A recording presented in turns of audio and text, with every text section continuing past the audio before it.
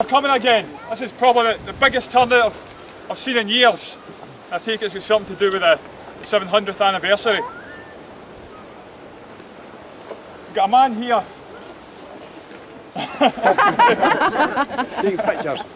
I really appreciate what he's done, coming all the way back up the road to be here and to be at Aberdeen last night. I know I wind him up a lot, but I really admire what he's done, even though he's not had much sympathy off me over the last couple of weeks. Davy Ross. Hooray! Yay!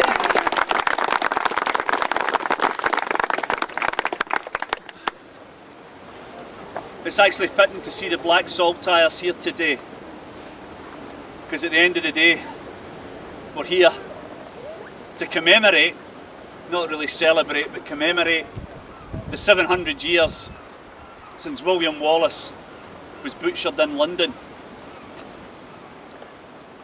The walk has been strange. I find that you go into a dream world and you put one foot in front of the other and you just plod on. Every waking hour, people would phone me or text me and say, tell me about what you can see, is it beautiful? What? There's just a blank, your head switches off and you think. And of course, crossing the border and heading deep into England, I tried to imagine how it must have been for Wallace himself. And people think, I suppose, was there no chance of escape? But I can imagine Wallace bound to a horse, probably a rope round his neck and tied onto another horse nearby.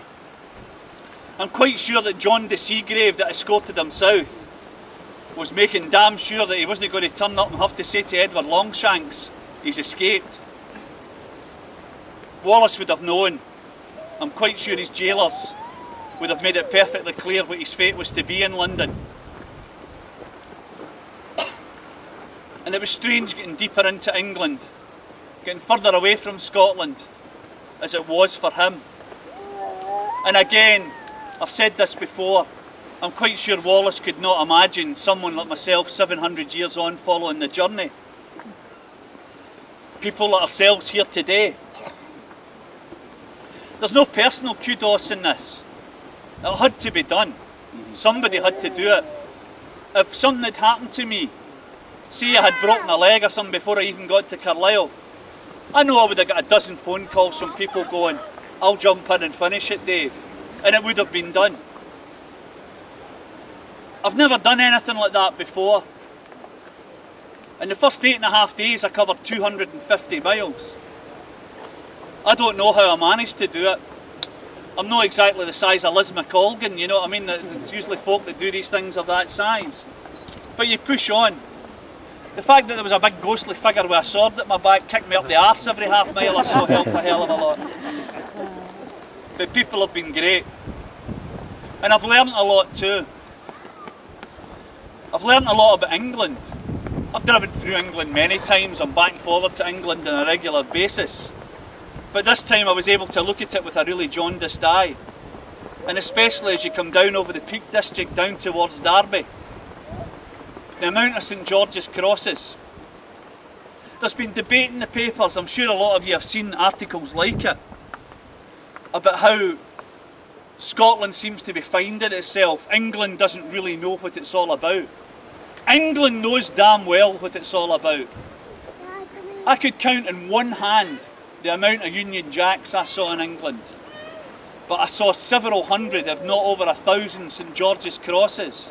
In some towns like Ashburn, just north of Derby, every single building has a St George's cross flying outside. You walk through the streets, people are dressed in red and white. The amount of England tops, soccer tops, just tops that say England on them, everywhere you go. The people of England no longer think of themselves as being British.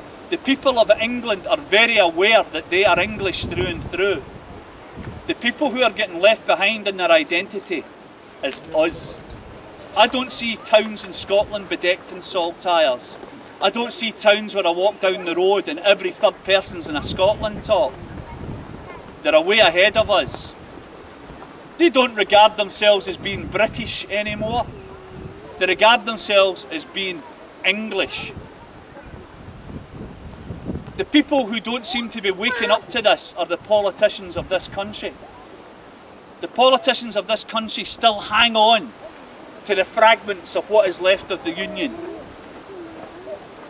Saying that they would have to commemorate it in 2007, the 300th anniversary.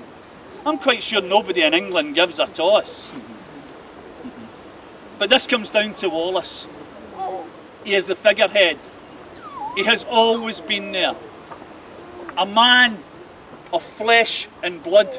Not a Superman, just a man of flesh and blood, just like every one of us here. And he died alone and far from home. The Scottish Executive have done nothing to commemorate this man, yet he is our national hero. And the strange thing is, it's the Scottish press when they phone me again and again and they go, "So you're commemorating Wallace, so you hate the English?" Would they say to an American, "So you admire George Washington, so you hate the English?" If an Englishman said he admired Nelson, would they go, "Oh, so you hate the French?" This is a self-loathing within our own people, a self-hatred. To be pro-Scottish is not to be anti-English. I'm doing what I'm doing because I care about Scotland, not because I hate the English. There's no jingoism in this. I'm just going with what's in my soul.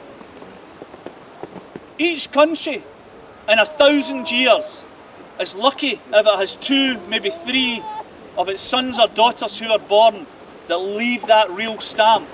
When Wallace was born, he was just a Wayne, brought up in Scotland, flesh and blood like the rest of us. But yet destiny had made the stamp there that was going to make this man stand out for thousands of years in our people. Each country tends to have 1 or 2 born out the many millions. The line is there in Braveheart. Every man dies, not every man really lives. And Wallace lived and died for Scotland, and died horribly, terribly, being torn to bits in a foreign land. We must respect his memory. And when I do the service in London for Wallace, it's not just for William Wallace. It's for the tens of thousands of Scots over the century who have suffered and died for this country. And the politicians of this country go into the Parliament every day just now, and the Declaration of Arbroath is in the foyer. As long as 100 of us remain alive, we will never subject ourselves to English domination. For it is not riches, glory or honour that we fight, but for freedom alone. And they walk by that every day. And they don't get it. They don't get it. We get it. And there are many, many thousands more like us. There were many truisms in Braveheart. I want to remember this man. I want to stand in the church in the day, 700 years to the day from the very moment that he breathed his last, probably thinking that Scotland died with him. I want to show him that history has turned out that wee bit different at least. And there's one word. There's no embarrassment in it, although our leaders and betters seem to think there's an embarrassment in it. It's a word that does not need to be dressed up. It's a simple word, and the word encapsulates every aspect of what I'm trying to say. One simple word, no shame. Freedom. Yeah.